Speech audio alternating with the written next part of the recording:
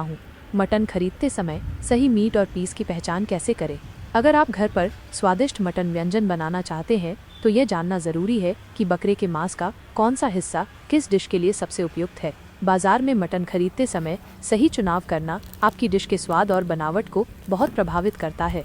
भारत में मटन से कई तरह के लाजवाब व्यंजन बनाए जाते हैं और हर व्यंजन के लिए मांस के एक विशेष हिस्से का उपयोग किया जाता है।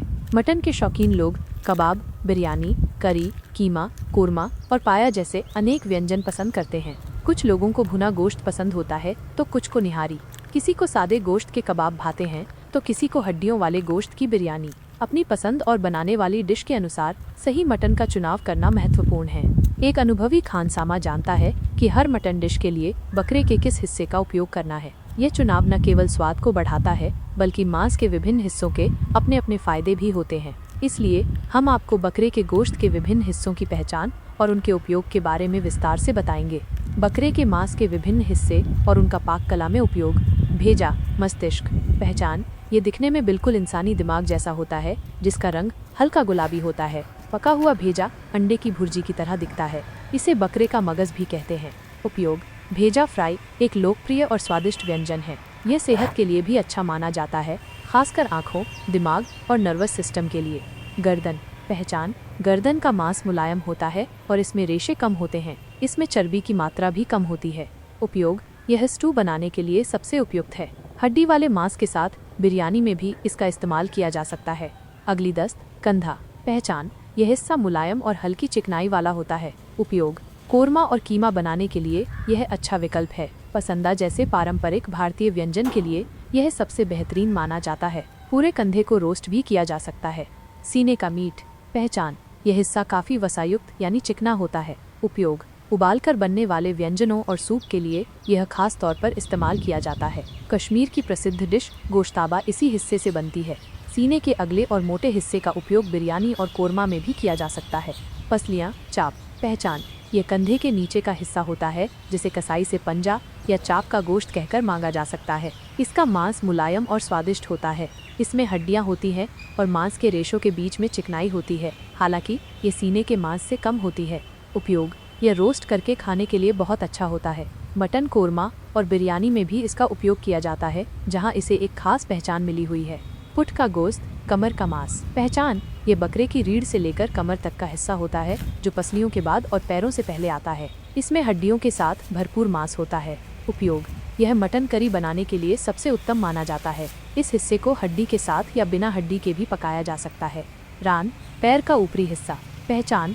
यह पैर का ऊपरी हिस्सा होता है जिसमें बहुत कम वसा और कोमल मांस होता है। उपयोग। इसका उपयोग बिना हड्डी वाले मांस के लिए किया जाता है। तंदूर में पूरी रान को ग्रिल करके मटन बर्रा बनाया जाता है।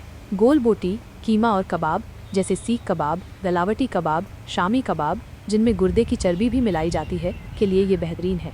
बिरयानी और निहारी में भी रान के नल्ली वाले गोश्त का इस्तेमाल होता है। बोंग, पैर का निचला हिस्सा पिंडली। पहचान। यह पैर का ऊपरी हिस्सा होता है जो पाया से ऊपर और रान के नीचे वाला भाग है। यह बहुत अधिक वसायुक्त नहीं होता और इसमें छोटी छोटी ढेर सारी हड्डियां होती हैं। उपयोग। यह सूप के लिए बिल्कुल सही माना जाता है। मटन निहारी के लिए भी यह सबसे उपयुक्त गोश्त है। बोंग के गोश्त का उपयोग स्टू में भी किया जाता है और नल्ली के साथ बनने पर इसका स्वाद लाजवाब होता है। बिरयानी में नल्ली और मुलायम गोश्त पसंद करने वालों के लिए यह अच्छा विकल्प है। पाया, पैर। पहचान। ये बकरे का पैर का हिस्सा है जिसे खरोड़े भी कहते हैं। ये पूरा हड्डी वाला हिस्सा होता है जिसमें मींग, बोन मैरो होती है। उपयोग। इसे जोड़ों और त्वचा के लिए फायदेमंद माना जाता है। हड्डी टूटने पर डॉक्टर भी इसका सूप पीने की सलाह देते हैं। सर्दियों में इसकी मांग काफी बढ़ जाती है। पाया को निहारी में डालने से उसका स्वाद और भी बढ़ जाता है। कलेजी, जिगर। पहचान। बकरे की कलेजी उसके सबसे स्वादिष्ट भागों में से एक है। ये गहरे लाल रंग का चिकना हिस्सा होता है और इसमें हड्डी या मांस जैसा कुछ नहीं होता। उपयोग। यह अपने आप में एक स्वादिष्ट और सेहतमंद व्यंजन है। इसे टिक्के के तौर पर भी इस्तेमाल किया जाता है। गुर्दा, किडनी। पहचान। यह हिस्सा चिकनाई से भरपूर होता है। उपयोग। आमतौर पर इससे अलग से कोई व्यंजन नहीं बनाया जाता, लेकिन इसकी चिकनाई का उपयोग कबाबों में किया जाता है। गुर्दे को कलेजी के साथ या रोस्ट करके भी खाया जाता है। टिक्के के तौर पर भी इसका इस्तेमाल होता है। दिल। पहचान। बकरे के दिल में चर्बी नहीं होती, लेकिन ऊपरी हिस्से में हल्की सी चिकनाई होती है। उपयोग। इसे गले की नली के साथ बनाया जाता है। कुछ लोग दिल, फेफड़े और तिल को एक साथ पकाते हैं। जबकि कुछ इसे कलेजी और गुर्दे के साथ खाना पसंद करते हैं। मटन खरीदते समय ध्यान रखने योग्य बातें। रंग, ताज़ा मटन हल्के गुलाबी या लाल रंग का होना चाहिए। गहरे या भूरे रंग का मांस पुराना हो सकता है। बनावट, मीट छूने में ठोस और थोड़ा नम होना चाहिए, चिपचिपा या फिसलन भरा नहीं। गंध, ताज़े मटन में हल्की सी मांस की स्वाभाविक गंध होती है, लेकिन कोई दुर्गंध नहीं आनी चाहिए। चर्बी, चर्बी सफ़ेद या हल्के पीले रंग की होनी चाहिए। कट का चुनाव, अपनी डिश के अनुसार सही कट का चुनाव करें। करी के लिए हड्डी वाला मांस बेहतर होता है, जबकि कबाब के लिए बिना हड्डी वाला मांस अच्छा रहता है। विश्वसनीय कसाई, हमेशा एक भरोसेमंद और साफ सुथरे कसाई से ही मटन खरीदें। इन जानकारियों के साथ आप अगली बार मटन खरीदते समय आसानी से सही मीट और पीस की पहचान कर पाएंगे और अपनी पसंदीदा डिश के लिए बेहतरीन मटन का चुनाव कर सकेंगे। यह आपके व्यंजन के स्वाद और गुणवत्ता को निश्चित रूप से बढ़ाएगा। शामिल हों।